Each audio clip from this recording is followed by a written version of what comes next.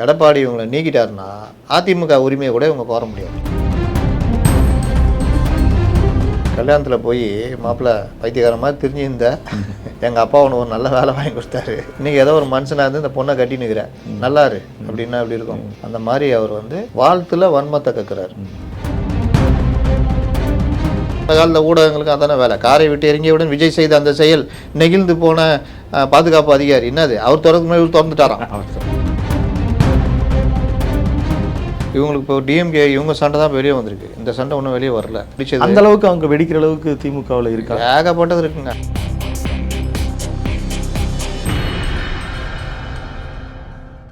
அறந்தமிழ் நேயர்களுக்கு இனிய வணக்கம். நடப்பு அரசியல் நிகழ்வு குறித்து பேசுவதற்கு மூத்த பத்திரிகையாளர் திரு முத்தலீஃப் இணைந்திருக்கிறார். சார் வணக்கம். வணக்கம். தொடக்கத்திலே தனி அணியாக செயல்படுவது அப்படின்றது சிக்கல் இல்லையா, அல்லது கட்சித்தாவல் தடை சட்டத்தில் சிக்குவதற்கு வாய்ப்பு இருக்கிறதா? இவங்க 47 பேர் கட்சித்தாவல் தடை சட்டத்தில் சிக்காமல் இருக்கணும்னா 31 பேர் வேணும். 31 பேர் சபாநாயகரை பார்த்து நாங்கள் தான் தனி அணி, சட்டமன்ற தலைவர் நாங்கள் தான் அதிமுக சட்டமன்ற தலைவர் இவர் கொறடா இவருன்னா ஏற்றுக்குவாங்க. பார்ட்டி ஸ்பிளிட்டு, மீதிக்கிறவங்க கணக்கில் வரமாட்டாங்க. தேர்தல் ஆணையத்திலும் போய் நாங்கள் தான் பார்ட்டின்னு சொன்னால் கீ கேடர்ஸ் யார் இருக்கா, மாநில நிர்வாகிகள் ப்ளஸ் பொதுக்குழு செயலாளர் எல்லாத்தையும் அங்கீகரித்து தேர்தல் ஆணையம் கூட கொடுத்துரும். ஆனால் 31 வராமல் இவங்கள்ட்ட 25 வச்சுக்கிட்டு பண்ணாங்கன்னா எதுவும் பண்ண முடியாது. இப்போ இவர்கள் தாவேக ஆதரிக்கிறாங்க வச்சுக்கோங்க. எடப்பாடி இவங்களை நீக்கிட்டாருன்னா அதிமுக உரிமையை கூட இவங்க கோர முடியாது. இல்லை, கோர முடியாது. இது மாதிரி நமக்கு ஜோதிர்மயி ஆதித்யா மத்திய பிரதேசத்தில் செஞ்ச மாதிரி 25 பேர் நின்று விசில் சின்னத்தில் செலக்ட் ஆகி வந்தால் அதோட கேவலம் எதுவுமே இல்லை. இவர்களுக்கு விஷயமே அதிமுக இவங்க கைக்கு வரணுன்றது தான். அதை விட இவர்கள் என்ன செய்வாங்க, இப்படி நீக்கிட்டாங்கன்னா ரொம்ப சந்தோஷமாக போயிடும். தகுதி நீக்கம் பண்ண சொல்லி கேட்க முடியாது. ஏன்னா கொறடா உத்தரவை மீறினார்கள், தகுதி நீக்கம்னு கேட்கணுன்னா கொறடா இருக்கணும். டெக்னிக்கலாக கொறடா கிடையாது, நடுவில் ஒன்றும் போகல, இன்னும் கொறடாவே தேர்ந்தெடுக்கல. அதனால் எங்களுக்கு கொறடாலாம் உத்தரவில்லை, நாங்கள் தான் உண்மையான அதிமுக, எங்கள்கிட்ட இன்னும் 10 எம்எல்ஏக்கள் வர்றதா இருக்காங்க, அதனால் இது செல்லாதுன்னு அறிவிங்கன்ற மாதிரிலாம் போயிடுவாங்க. இப்போ அந்த 25 பேர் போய் விஜய் ஆதரிக்கிறாங்க. 2 அமைச்சர் வாங்கிட்டாங்க வச்சுங்க, 2-3 அமைச்சர் வாங்கிட்டால எடப்பாடி சைட்லேருந்து எம்எல்ஏக்கள் இருக்கிறது ரொம்ப ஈஸி. தனித்து விடப்படுகிறார். அதே மாதிரி சபாநாயகர் இவங்களுக்கு ஏற்ற மாதிரி ஒத்துழைப்பார். தகுதி நீக்கம் பண்ண வைக்க முடியாது. இந்த மாதிரி பல சபாநாயகரை கண்டபடி ஒன்றும் பண்ண முடியாது. அப்போ இவர்கள் தனி அணியாக செயல்பட அறிவிச்சிட்டாரு வச்சுங்க, ஏபி. அந்த ஏல 25 பேரை இன்னும் ஒரு 10 பேர் வாங்கி 35 ஆகிட்டாங்கன்னா கட்சி உடையாது. ஏடிஎம்கேன்னு இவங்க கிளைம் பண்ணிக்கலாம். கிளைம் பண்ணி இங்கேயும் பண்ணலாம், தேர்தல் ஆணையத்திலும் பண்ணலாம். எடப்பாடி பழனிசாமியை நீக்கிறதுக்கான வேலையில் சிவசேனா, உத்தவ் தாக்கரே பிரிவு, ஷிண்டே பிரிவு சேம் அதே தான். ஏடிஎம்கே இவங்க கையில் வந்துடும். பொதுக்குழு செயலாளர், மாவட்ட செயலாளர், பொதுக்குழு இது எல்லாத்தையும் அதிகமாக இவங்க கையில் வந்துச்சுன்னா வந்துடும். ஏன்னா பவரில் இவங்க வந்துட்டாங்கன்னா அதெல்லாம் இவர்களுக்கு ஈஸி. அப்போது இன்னொன்று எஸ்பி வேலுமணி, தங்கமணி இவங்கெல்லாம் எப்படி செயல்படுவாங்க தெரியும்ல. இது எல்லாம் நடக்கும் பொழுது ஒரு 35 எம்எல்ஏக்கள் காமிக்கிறாங்க அப்படின்னா ஏடிஎம்ஐயும் கையில் எடுத்துருவாங்க. லீமா ரோஸ் இப்போ CV Shanmugam and SP Velumani அணியில் இருக்காங்க. அப்போ அதனால் உறுதிப்படுத்திக்கலாமா? ஆமாம், அவங்க வேறு அரிய வகை ஆளை. அப்போது இதில் இவர் எடப்பாடி பழனிசாமி அவர் பங்குக்கு அவரும் போராடுவார்ல, அவருக்கும் தெரியும்ல. இறங்கிட்டார், இன்றைக்கி அறிக்கையெல்லாம் காட்டமாக வந்துடுச்சு. அப்போ அவர் 22 எம்எல்ஏக்களை வச்சுக்கிட்டு அவர் இங்கே இழுக்கிறதுக்கு பார்த்தாருன்னா கட்சி என்கிட்ட இருக்குது, இவங்களாம் நீக்கிட்டேன், அப்புறம் நாளைக்கு ஒன்றும் இல்லாமல் போயிடுவீங்க, அவங்க வேணால் அமைச்சராக இருக்காங்க, நீங்கள் என்ன இருக்கீங்க, நீங்களாம் இங்கே வாங்கன்னு கூப்பிட்டா கட்சி அவரை தாக்க வச்சுக்கலாம். அதனால் இந்த மாதிரி 2 வகையான ஆஸ்பெக்டும் இருக்குது. இப்போ இன்றைக்கு சட்டமன்றத்தில் திரு உதயநிதி எதிர்க்கட்சி தலைவராக பொறுப்பேற்றிருக்கிற திரு உதயநிதியினுடைய பேச்சை நீங்கள் கவனித்திருக்கலாம். இது திமுக அறுதி பெரும்பான்மை உங்களுக்கு கிடைக்கல, ஏதோ எங்ககிட்ட இருக்கிற கூட்டணி கட்சியெல்லாம் உங்களுக்கு ஆதரவு கொடுத்து ஆட்சி அமைத்திருக்கிறீங்க, அதற்காக ஒரு வாழ்த்து. இது என்ன வாழ்த்தா அல்லது ஏதாவது ஏதோ உள்குத்து இருக்கா? கல்யாணத்தில் போய் மாப்பிள்ளை பைத்தியகாரமாக தெரிஞ்சிருந்த எங்கள் அப்பா ஒன்று ஒரு நல்ல வேலை வாங்கி கொடுத்தாரு, இன்றைக்கி ஏதோ ஒரு மனுஷனாக இருந்து இந்த பொண்ணை கட்டி நிற்கிறேன் நல்லாரு அப்படின்னா எப்படி இருக்கும். அந்த மாதிரி அவர் வாழ்த்துல வன்மத்தை கற்கிறார். இது திமுகவினருக்கு கை வந்த கலை. அதை விட இதுதான் திமுக. 2வது, சின்ன சின்ன விஷயங்களில் பெருசாகி அதன் மூலியமாக உணர்ச்சிகளை தூண்டி அதுதான் அரசியல்னு பண்ணிக்கிட்டு இருக்கு வந்தே மாதரம். வந்தே மாதரம் என்பது ஆளுநர் ஜனாதிபதி கலந்துக்கிற விழாவில் மேண்டேட்ரி அப்படின்னு எம்ஹெச்ஏ போட்டு இந்த ஜனவரியில் ஆர்டர் போட்டாங்க. அப்போ எங்கே போயிருந்தீங்க? தூங்கியிருந்தீங்களா? நாங்கள் இது வரைக்கும் செய்யலையே, இது வரைக்கும் செய்யலை. இதில் இப்போ சமீபத்தில் நடந்து முடிந்த தேர்தல் அதை ஏற்று கோர்ட்டு மேற்கு வங்காளத்தில் செய்யவில்லை. அதை ஏற்று கோர்ட்டு போக வேண்டியதானே. நீங்கள் தான் தடுக்கிறவர் தானே. இதை நாங்கள் ஏற்றுக்க மாட்டோம், இவ்வளோ நாளாக இருந்த நடைமுறை வேறு, இந்த மாதிரி போக வேண்டியது தானே. இல்லை போராட்டம், அட்லீஸ்ட் இது ஒரு அவசர கதியில் இவங்களுக்கு எப்படியாவது போய் பிடிச்சிடணும்னு இவங்களுக்கு தாவேக்காவுக்கு இருந்து பாடினதுக்குள்ளே வராதிங்க. நீங்களும் திமுக ஆள் மாதிரி பண்ணாதீங்க. திமுக ஆள் கிடையாது. நம்ம என்ன சொல்கிறோன்னா அவங்க அவசர கதி இதெல்லாம் அந்த பேச்சே வரக்கூடாது. வந்தே மாதரம் நாளைக்கும் பாடுவாங்க, நாளைக்கும் பாடுவாங்க. அப்போது நீங்கள் உண்மையிலேயே எதிர்க்கிற ஆளாக இருந்தால் நடைமுறையில் தான் நீங்கள் சண்டை போடணும். வந்தே மாதரம் பாடணும் மேண்டேட்ரின்னு எம்ஹெச்ஏ உள்துறை அமைச்சகம் அறிவிக்குது. என்ன பண்ணியிருந்தீங்க உங்கள் எம்பிக்கள் மற்றதெல்லாம் வச்சு? இப்போ கூட ஒரு இது நடந்ததில்ல, 2-3 பார்லிமெண்ட் நடந்தது. என்ன பண்ணீங்க? அறிக்கை விட்டாரா இவர்? இல்லை போராட்டம் நடத்துனீங்களா? எதுவுமே பண்ணல. வந்தே மாதரம் மேண்டேட்ரி ஆயிடுச்சு ஆளுநர் ஜனாதிபதி கலந்துக்கிறதுல. இந்த ஃபங்க்ஷனு ஆளுநர் நடத்துகிற ஃபங்க்ஷன், அதில் அதை பாடிட்டாங்க. இதில் அந்த விழாலாம் முடிஞ்ச பிறகு பதவியாக இருக்கிற விஜய் என்ன பண்ண முடியும்? இல்லை, அது அவங்களும் அறிக்கை விட்டாங்க, எங்களுக்கு உடன்பாடு இல்லை, நடந்துருச்சு, நாங்கள் திட்டமிடுறோன்னு. அது சட்டசபையில் வந்தே மாதரம் பாடிட்டு தேசிய கீதத்தை பாடுங்க அப்படின்னு யாரும் சொல்ல முடியாது. ஏன்னா அவங்களே என்ன சொல்லியிருக்காங்கன்னா, ஜனாதிபதி இவர்கள் கலந்துக்கிற பொது விழாக்களில் மட்டும்தான் பாடணும் மேண்டேட்ரின்னு சொல்லியிருக்காங்க. அதனால் அது ஒரு மேட்டரே கிடையாது. இவங்க உந்திக்கின்னு நான் அதை செய்ய மாட்டேன், நீ மட்டும் அதை செஞ்சே வச்சுக்க, நான் விட மாட்டேன். யோ நான் செய்ய மாட்டேயா, நீ செஞ்சேன்னா நான் விட மாட்டேன்னா காண்டாகவும் ஆகாதா? அப்படி வண்டி ஒரு இடத்துல வண்டி இன்னும் ஃபோனு வருதுன்னு பார்க்குறேன். அந்த செக்யூரிட்டி சார் கொஞ்சம் தள்ளி விடுங்க காரு. சரிங்க, கார் வரேன் சார், கொஞ்சம் தள்ளி விடுங்க. சரிங்க, எடுக்கிறேங்க சார், கார் வரும் தள்ளி விடுங்கன்னா நான் என்ன பண்ண முடியும்? யோ நிறுத்தியா முதல்ல, நான் பேச முதல்ல கேளியா? சரின்றேன், அதை கேட்க மாட்டேன், அதையே சொல்லுங்கிற அப்படின்னு சொல்லிட்டு அப்புறமா நான் நகர்றேன். அந்த மாதிரி தான் இந்த கதை.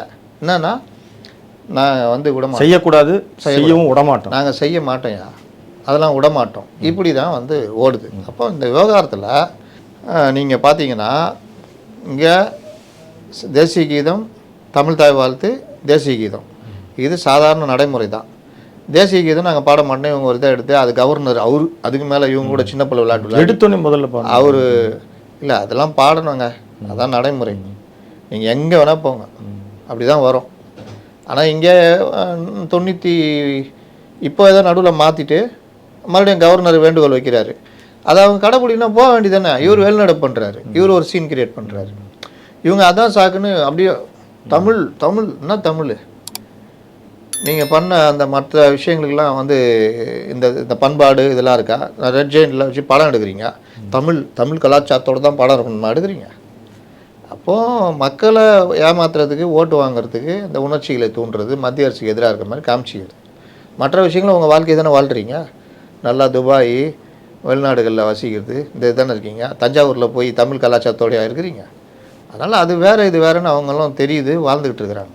இங்கே இந்த விஷயங்களில் சின்ன சின்ன விஷயங்கள் ஈஸியாக கடந்து தான் சொன்னல, கல்யாண விஷயம் மாதிரி. என்னை ஏன் கூப்பிடல, நான் வந்தோடனே கார் கதவை திறக்கணும். யோ நான் உள்ள வேலையாக இருந்தேன், அதெல்லாம் இல்லை சண்டை. சரி, இவங்களாவது வந்தவங்க ஒரு ஆளை போட்டு கார் கதவை திறந்து முடியாது, அந்த மாதிரி இங்கேயும் கிடையாது. இதுதான் கவர்னர் கோச்சிங் போனார். இது ஒரு பெரிய விஷயமா இந்த காலத்தில் ஊடகங்களுக்கு அதான வேலை. காரை விட்டு இறங்கியவுடன் விஜய் செய்த அந்த செயல் நெகிழ்ந்து போன பாதுகாப்பு அதிகாரி என்னது, அவர் திறந்துட்டாராம். அவர் ஒன்று இவர்கிட்ட சொல்லிக்கிறாரு, நான் நெகிழ்ந்து போயிட்டேன். இப்படி தானே நடக்குது.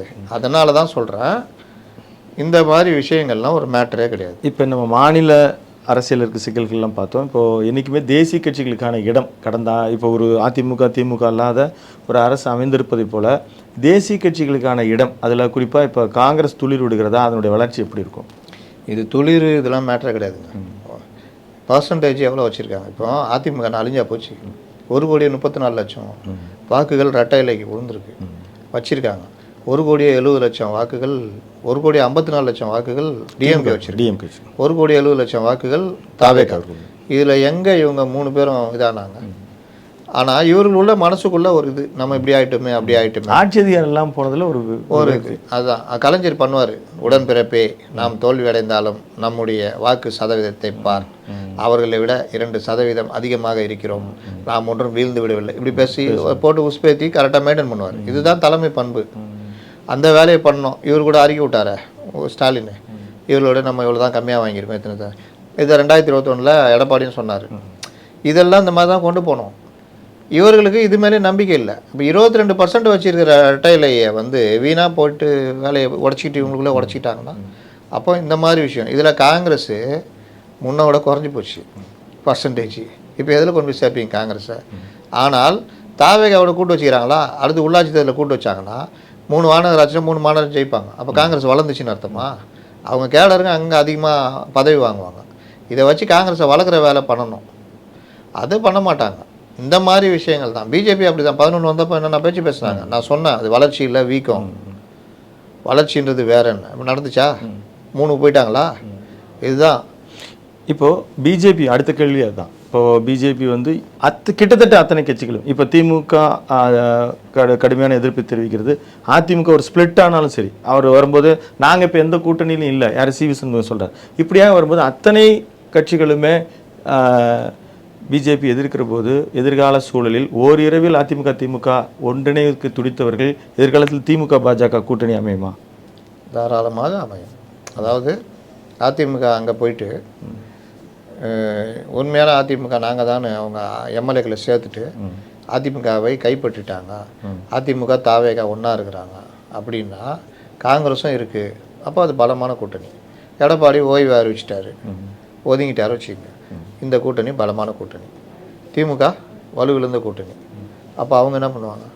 அடுத்து ஒரே சாய்ஸ் பிஜேபி தான்.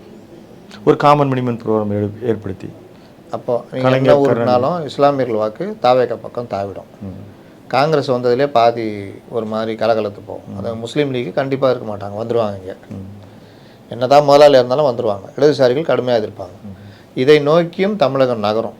அதனால தான் சொல்கிறேன் 29க்குள்ளே பல மாற்றங்கள் வரும். இதில் சி.வி. சண்முகம் எடுக்கிற நிலைப்பாடு கரெக்டாக, எடப்பாடி எடுக்கிறது கரெக்டாக அப்படின்னு கேட்டால் என்ன கேட்டால் இவங்க எடுக்கிறது தான் கரெக்டு. ஏன்னா 3வது அணியாக இருந்து எப்படி இருக்காங்க வச்சுக்கோங்க. யார் சொல்கிறீங்க? CV. Shanmugam. CV. Shanmugam team எடுக்கிறது தான் கரெக்ட். இவங்களுக்கு ஆதரவு கொடுக்க முடியும். அவங்களும் ஒரு பயத்துலேருந்து விடுபடுவாங்க. கட்சியை கொஞ்சம் ஸ்ட்ராங் பண்ணிக்கலாம். 2 வருஷத்தில் ஸ்ட்ராங் பண்ணிவிட்டு 2029 எம்பி சீட்டு கூட அதிகமாக இவங்களோட இணைஞ்சா ட்ராவல் பண்ணலாம். அப்புறம் 2031 வரும்போது வெளியில் வந்தாங்கன்னா ஸ்ட்ராங்காக இருக்கும் அதிமுக. திமுக அதில் வலுவிழந்து போயிருக்கும். இல்லை பாஜக கூட சேர்ந்துட்டாங்கன்னா இன்னும் அவங்களுடைய பலத்தை இழந்துருவாங்க. யாருடைய பலம்? திமுகவுடைய பலம் இழந்துரும். நீங்கள் என்ன அந்த அளவுக்கு அரசியல் பண்ணியிருக்கீங்கல்ல, அதிமுக அப்போ தனியாக இருக்குதுன்ற மாதிரி வந்துடும். அதனால் இந்த மாதிரி 2வது இடத்துக்காவது வர முடியும் அதிமுக. 3வது இடத்துலேருந்து 2வது இடத்துக்காவது முன்னேற முடியும். ஆனால் தனியாகவே இப்போ இப்படி ஆவர்த்தனம் பண்ணியிருந்தா திமுக ஸ்ட்ராங்காகவே இருக்கும். அவங்களுடைய கூட்டாளிகள் அங்கே இருந்தாலும் எப்போ வேணாலும் இங்கே வரதுக்கு ரெடியாக இருப்பாங்க. விஜயை கவுத்தி விட பார்ப்பாங்க. அப்படி வந்து ஒரு வேளை கவுத்தி விட்டாலும் விஜய் மறுபடியும் நின்று ஜெயிச்சிருவாப்புல. ஆமாம். அப்போ திமுக அணியும் ஸ்ட்ராங்காக இருக்கும், விஜயும் காங்கிரஸும் சேர்ந்து ஸ்ட்ராங்காக இருப்பாங்க. இவங்க என்டிஏ அணின்னு அப்படியே அப்படியே ஓட்டிகிட்டு இருக்கணும். யார் எப்படி எடுக்கிறாங்க முடிவு எடுக்கிறாங்கன்னு கணக்கு இல்லை. யார் அடுத்த அரசியல் எப்படி கொண்டு போக போகிறாங்கன்றதை பொறுத்து தான் அந்தந்த கட்சி உயிர் இருக்கா இல்லையான்றது இருக்கும். இவங்களுக்கு இப்போ டிஎம்கே இவங்க சண்டை தான் வெளியே வந்திருக்கு. இந்த சண்டை ஒன்றும் வெளியே வரல. வெளியில் வந்து பெருசாக வெடிச்சது அந்த அளவுக்கு அவங்க வெடிக்கிற அளவுக்கு திமுகவில் இருக்கா? ஏகப்பட்டது இருக்குங்க. ஆனால் இந்த சண்டை முதல்ல வந்தனால அது அப்படியே அமைங்க போச்சு. ஏன்னா திமுக தலைவர் சேகர் பாபுக்கு எதிராக ஏங்க எதுவுமே வெடிக்கல. அப்போ எல்லாரும் ஏற்றுக்கிட்டாங்களா, ஓகேன்றாங்களா? தோற்று போன பல மாவட்ட செயலாளர்கள் வேலை செய்யலை, பல விஷயங்கள் இருக்குது. அதெல்லாம் என்ன பண்ண போகிறாங்க?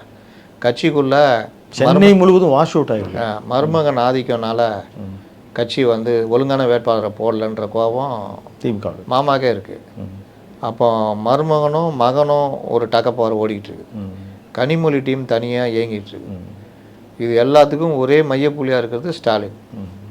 இப்போ இந்த மாதிரி விஷயத்தில் தான் திமுக ஓடிக்கிட்டு இருக்கு. எதிர்கட்சி தலைவராக இன்றைக்கி நாள் வந்துட்டு இந்த வன்மம் பேச்சு யாரோ எழுதி கொடுத்ததை பேசிட்டு இன்றைக்கும் வாயை கொடுத்து மாட்டியிருக்காரு. சனாதன வார்த்தையை சொல்லியிருக்காரு. ஏற்கனவே கேஸில் இருக்காரு. கேஸ் இருக்குது, கோர்ட்டு கண்டெம்ட் சொல்லி. அதுக்கான மீனிங் தெரியல உங்களுக்கு? ஆமாம், இப்போவும் மீனிங் தெரியாமல் தான் பேசுகிறாரு. இது வந்து சட்டசபையில் பதிவு பண்ணுறாரு. இப்போ மறுபடியும் எடுத்துக்கிட்டு போனாங்கன்னா மறுபடியும் இவருக்கு சிக்கலாகும்.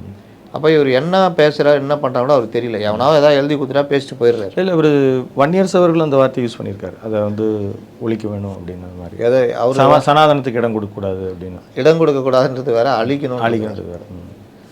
அதனால் இது எல்லாமே அடுத்தடுத்த இதில் இருக்குது. தாவேகாவை இன்றைக்கி தூக்கி பிடிச்சிட்டு இருக்கிறாங்க. பல தவறுகள் செய்ய ஆரம்பித்தா அங்கேயும் பிரச்சனை வெடிக்க ஆரம்பிச்சிடும். பிரச்சனை வெடிக்க ஆரம்பிச்சது திமுக கொடூரமாக மாறும் எதிர்க்கட்சியாக. அப்படி மாறும் பொழுது இவர்கள் தப்பாக ரியாக்ட் பண்ணாங்கன்னா அது ஒரு பிரச்சனையாக மாறும். அதனால் இன்னும் பல விஷயங்கள் இருக்குது, பொறுத்து தான் பார்க்கணும். துவக்கம் எப்படி இருக்கிறது, அடுத்தடுத்து செல்லக்கூடிய விஷயங்களை குறித்து பேசுவோம். தங்கள் கருத்து பதிவுக்கு மிக்க நன்றி. மீண்டும் சந்திப்போம். நேயர்களை தொடர்ந்து இணைந்திருங்கள் அறம் தமிழுடன். நன்றி, வணக்கம்.